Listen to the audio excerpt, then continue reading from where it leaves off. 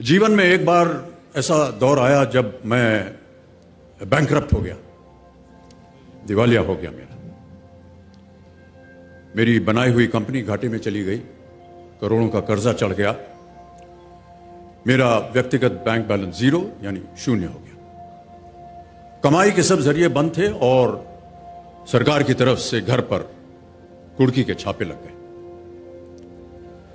ये बात धीरूभाई को पता चली। बिना किसी से पूछे या जाने उन्होंने अपने छोटे बेटे और मेरे मित्र अनिल से कहा, इसका बुरा वक्त है, इसे कुछ पैसे दे दो। अनिल ने मुझे आकर ये बताया, देवी और सज्जनों, जितना वो देना चाह रहे थे उससे मेरी सारी दुविधा और परेशानियां खत्म हो जाती। उनकी उदारता पर मैं भावुक हुआ, लेकिन मुझे लगा कि मैं उनकी उदारता को स्वीकार न कर पाऊंगा। ईश्वर की कृपा रही और कुछ संकट के दिनों के बाद समा बदला, काम मिलना शुरू हुआ और धीरे धीरे मैं अपने सारे कर्जे उतार पाया। एक शाम धीरूभाई के निवास स्थान से इवेंट पर एक दावत के अवसर पर मुझे भी आमंत्रित किया गया।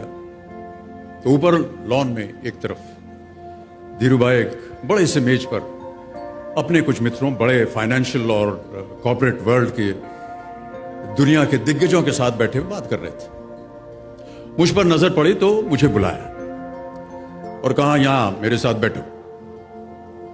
मुझे बड़ा अजीब लगा, मैंने क्षमा मांगी और कहा, मैं उधर अपने मित्रों के साथ बैठा हूं, वहीं ठीक हूं। उन्होंने जिद की और बैठा लिया मुझे। फिर अपनी उस दिग्गजों की महफिल में उन्होंने कहा, यह लड़का गिर गया था लेकिन अपने बल पर फिर खड़ा हो गया है, मैं इसकी इज्जत करता हूं।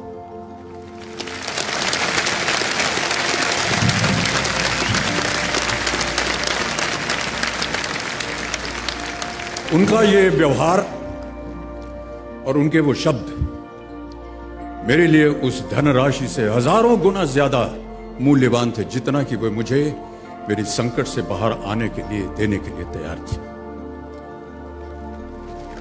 ये उनका व्यक्तित्व।